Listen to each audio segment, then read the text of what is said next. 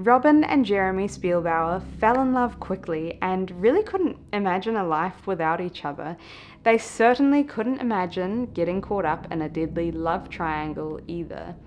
This story goes to show you how you really actually can't predict much that's going to go on in your life in the future, no matter how much you try and control things around you. This is the story of what happened to the Spielbauer family.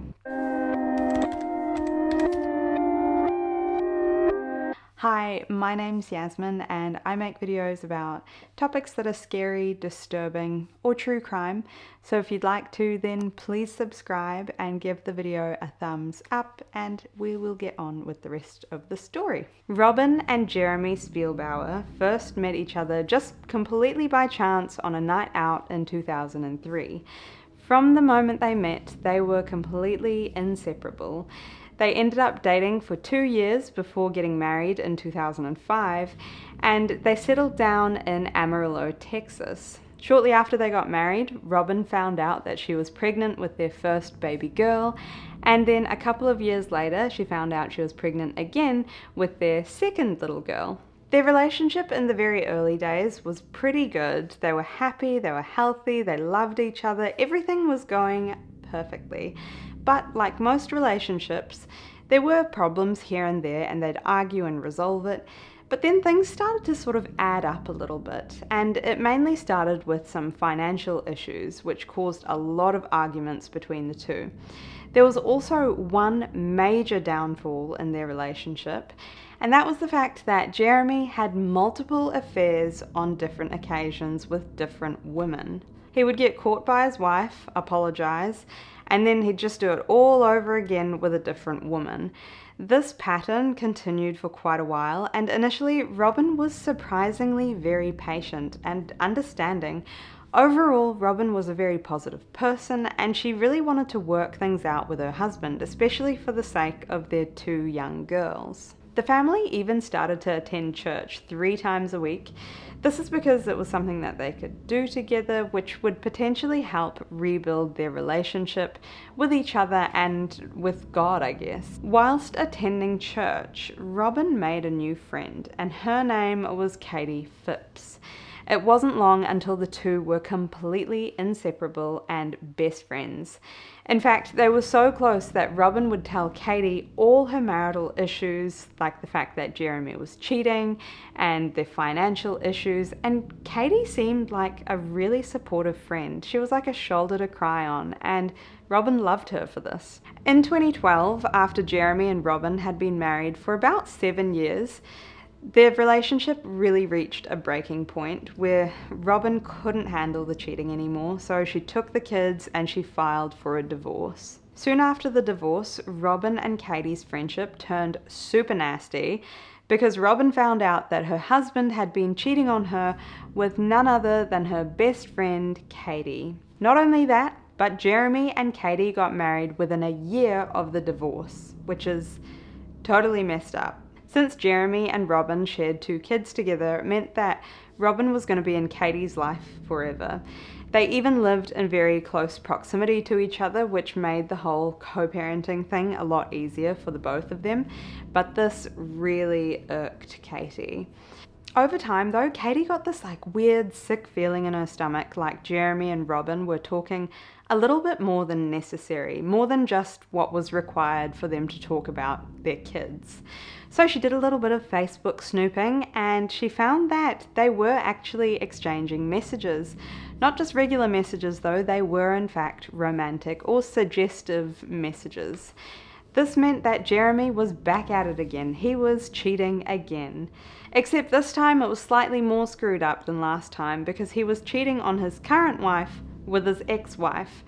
This made Katie go absolutely berserk, obviously, mainly because she thought she'd won. She thought she'd changed this untamable man, but she didn't. One afternoon, Robin came over to Jeremy and Katie's house because she was there to pick up the kids, and Katie followed her inside the house really swiftly.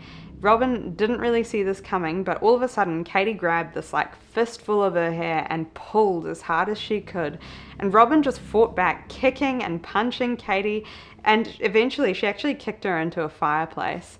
The two of them didn't talk at all about the cheating situation. They didn't really converse at all after this whole weird catfight situation. That was up until April 17th, 2014. Helium Road in Amarillo, Texas is a secluded road, and on this particular day, a woman was driving past and came across a gruesome finding. She saw that there was a black SUV, which was a Chevrolet Tahoe, that was just pulled up against the side of the road, with a woman's body lying flat on the floor, covered in blood by the rear passenger tire. Police were called to the scene, and the woman they found was in fact deceased. She didn't have any ID on her, and the police could clearly see that she had been murdered, just judging by the blunt force trauma and the bullet wound to the back of her head. There also seemed to be some strange sort of pink coloured skid marks on the window of the car, but also some pink plastic was wedged in the cracked windshield of the car as well. There also seemed to be that pink plastic just scattered around on the floor of the crime scene too. Police checked who the car belonged to, and they were quickly able to identify that it belonged to Robin Spielbauer. Her body was taken away for autopsy analysis, which did confirm that the gunshot killed her, and it happened late on the 17th of April. Immediately, police were extremely suspicious of her ex-husband, Jeremy, so he was brought in for questioning first, and when he was asked what exactly he was doing that night, he said that he was just at home watching TV, chilling out with his uncle, while Katie was at a friend's house. This didn't really make much sense though, because Jeremy's cell phone location showed that he was actually near Helium Road, and that he'd been texting Robin that night. Police brought him back in for a second round of questioning, and this time he had a completely different story. He said that he sent a text to Robin at 9:20 p.m. saying, "You about ready?" which indicates that they had plans that night, which he didn't mention in the previous interview. Then there was a second text around 10:18 p.m. saying, "Is everything okay?" But before he sent this text, he said that he called his uncle to come over because he just had this bad feeling, which means that he actually lied in the initial interview saying that he was with his uncle the whole time, which actually means that he doesn't have an alibi. Jeremy's uncle arrived at the house at the same time as Katie, which was around 10:20 p.m., and Jeremy was asked to clarify what these texts were about between him and Robin, and he basically said that Robin was going to come to his house at 9:30 to discuss just some things to do with the kids, nothing romantic. The reason he sent this follow-up text later on was apparently because she never showed up, so I guess he just wanted to know out of the goodness of his heart if she was okay. On the flip side, Katie was the second suspect, and in the days leading up to Robin's death, she sent over 300 text messages to her husband accusing him of physically cheating on her with Robin and asking him over and over and over again whether he was having an affair. This would have been her main motive for wanting Robin out of the picture, and Katie did actually have an alibi. She was with her son the whole night, and she did actually go to a friend's house, but she left at around 10 p.m, so she did actually arrive home at 10:20 p.m, but this would have actually been enough time for her to go to Helium Road and assault Robin. Although she would have been with her son if she was going to do this. Katie was also asked about the affair, and when she was asked about this, she acted totally shocked and dumb about the whole situation, because at this point she didn't know that police had actually looked into all her text message records and everything like that, so she actually shouldn't have been that shocked, because she did send 300 messages to her husband earlier. But anyway, it was actually the content of her text messages that were really suspicious. She said, "My dreams of a happy family are gone. I will not make you carry this burden any longer. You started this whether you believe it or not. I will finish it." In terms of actual solid evidence though, police were sifting through Katie's Facebook photos and they came across one that they were kind of looking for. There was a photo of Katie holding a pink pistol, which was the exact same shade as the pink fragments that were found near the car. Police found that these bits of plastic were actually a complete match to the pistols, And the reason why the plastic had broken off is because the person that was holding the gun was probably hitting Robin, which is how she got the blunt force trauma. So this confirmed that the pistol belonged to Katie. Super sus. Less than a week after Robin's body was discovered though, police thought that they had enough evidence to arrest Katie. So she was actually in jail for over a year. All the while, they were still looking into this case because they were kind of unsure whether it was Jeremy or Katie who committed the crime, which is just ridiculous if you ask me. Jeremy was brought back into the station a third time for questioning, and his story changed again. This time he was given a plea deal, so he was given immunity if he provided accurate and true information, and this was the last story that he came up with. So he basically said that on the 17th of April, the night of Robin's murder, Katie went to her friend's house and she came home at about 9:30 p.m. She was apparently in this awful mood and kept pressing Jeremy as to whether he was having an affair or not, because she found out that Jeremy was planning on meeting Robin that night to discuss matters to do with the kids, which is why he asked his uncle to come over, because she was acting a little bit unhinged at this time. During this time, Jeremy texted Robin to make sure that she was going to their meetup location, which was Helium Road, just to make sure that she was on time. Katie was apparently beside herself. She was so upset that she got into their pickup truck and she followed her husband's car out all the way to Helium Road.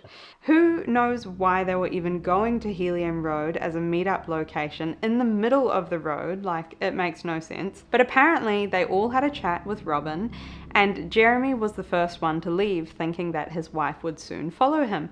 But she actually ended up staying for a lot longer than he anticipated, which is why he sent that second text to Robin asking if everything was okay. While Katie was sitting in jail, police were constantly looking into this case, trying to figure out whether they even had the right person in jail. And the main reason why police came to this conclusion was because Katie was with her son all night. Katie's son had his phone on him all night and his Wi-Fi was switched on, whereas Katie's one was switched off, so it couldn't be traced. When they traced her son's phone, it seemed that she was actually nowhere near Helium Road at the time of the murder. Another thing is that Jeremy's car was actually seen on security camera footage near the scene, but not Katie's. Police were now convinced that they had the wrong person locked up. To this day, people are still divided as to whether Katie or Jeremy committed the murder, but you'd think hopefully they got it right the second time. Finally, on April 16th, 2016, 2 years after the homicide, Jeremy was arrested and he was sentenced to life in prison without the possibility of parole. Who knows, Jeremy might be sitting in prison for no reason. A killer might still be on the loose out there, but there is enough evidence to suggest that he's the one who probably did it.